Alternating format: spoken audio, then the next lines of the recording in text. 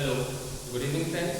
So today we are going to discuss about the reduction of a complex circuit using some techniques. So first of all, let me explain you what is Wheatstone bridge principle.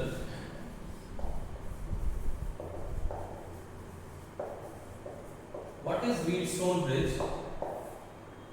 Suppose you have 5 resistances across these 2 points.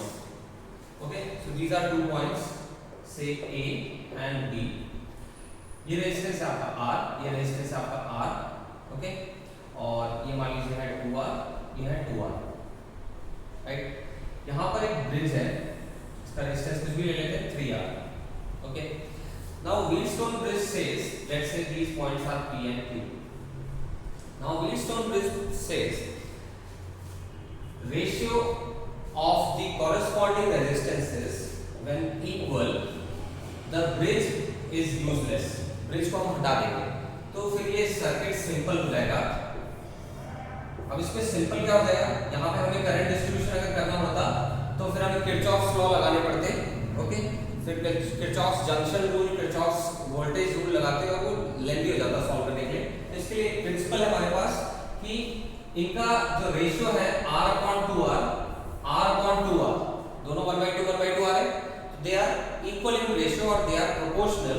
तो हमारा ये बीच का bridge जो था यहाँ से वो हट जाएगा, राइट। तो हमें यहाँ रेजिस्टेंस सिंपली मिल जाएंगे R/2R, R/2R, ओके। अब इन दोनों को सीरीज में लिया जाएगा तो यहाँ पर रिजल्टेंट हो जाएगा 2R, और यहाँ पर ये दोनों सीरीज में रहेंगे तो रिजल्टेंट हो जाएगा 4R, ओके। अब सिंपल हो गया सर्किट, 2R और 4R पैरेलल में है तो इक्विवेलेंट रेजिस्टेंस हमारा सिंपली निकल आएगा। कैसे आएगा, product upon sum, that becomes 8/6 और 4/3R। ये था आपका व्हीटस्टोन ब्रिज, जैसे कि आपने पढ़ा था, ओके। इसके बाद यहां पर एक चीज मैं आपको बताऊं तो क्या हो रही है, यहां पर मान लीजिए टोटल करंट सर्किट में आया I, तो वही बाहर निकलेगा I, okay. That is conservation of charge, first law, Kirchhoff's junction rule. अब यहां पर दो पार्ट में करंट डिवाइड होगा, राइट। मान लेते हैं यहां I1 करंट आया, ओके। ये सर्किट में दोबारा बना देता हूं आपके लिए। ये था आपका R, ये था 2R, ये था R और ये 2R। I करंट आया तो इसके दो पार्ट हो गए, I1 और I2, ओके। अब आप गेस करिए यहाँ पर कितना करंट होगा। ये भी है आपका इस समय 3R, इसे अभी हमने हटाया नहीं, सिंप्लीफाई नहीं किया है। तो यहाँ पर भी करंट होगा I1 और यहाँ पर करंट होगा I2, राइट। क्योंकि चाहे हम लेफ्ट से देखें चाहे हम राइट से देखें, लेफ्ट और राइट में दोनों इस परपेंडिकुलर के अबाउट सिमेट्रिक है डायग्राम। इधर देखिए R 2R और ऊपर R 2R नीचे सेम पोजीशन पे। तो यहाँ पर ऊपर जो करंट होगा ये I1 होगा, तो यहाँ पर भी I1 करंट होगा। अगर ये I1 है, ये I2 है तो ये भी I2 होगा, अंडरस्टूड। तो ऐसे में यहाँ पर करंट कितना होगा आप खुद सोचिए। यहाँ I2 आया, राइट, और यहाँ पर I2 गया, तो इसके पास करंट कुछ भी नहीं होगा, जीरो। ना तो यहाँ से करंट जाएगा और सिमिलरली I1 करंट यहाँ आया, I1 यहाँ चला गया, तो इसके पास यहाँ से भी जीरो करंट।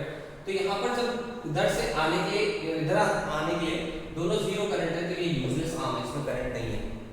इसको दूसरी तरीके से भी हम समझ सकते हैं, यहाँ पर जो पोटेंशियल है हाई पोटेंशियल होगा, यहाँ पर लो पोटेंशियल होगा, अंडरस्टूड।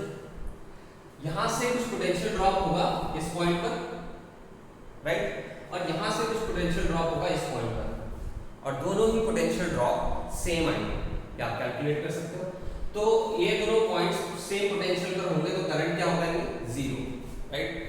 तो फिर ये है आपका सिमेट्री, मतलब परपेंडिकुलर के अबाउट दोनों तरफ सिमेट्रिक है, तो that we call perpendicular axis symmetry also. इसे हम परपेंडिकुलर एक्सिस सिमेट्री का भी नाम दे सकते हैं। अब एक एग्जांपल आपको मैं दिखाता हूं, एग्जांपल से ही शुरू करेंगे, फिर मैं आपको रूल बताऊंगा। ये हमारे पास एक सर्किट है, ये R रेजिस्टेंस, ये भी R, R, R, R, R, R, okay.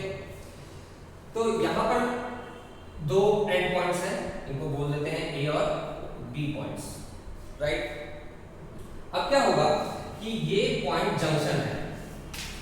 Okay, तो हम बोलेंगे कि यहां पर परपेंडिकुलर एक्सिस सिमेट्री लगेगी। यहां पर अगर मैं परपेंडिकुलर बनाऊं बीच में, तो लेफ्ट साइड का फिगर और राइट साइड का फिगर दोनों सेम है।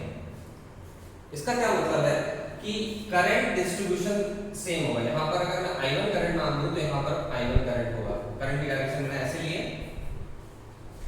यहां पर अगर मैं I2 करंट लूं तो यहां पर भी I2 करंट होगा।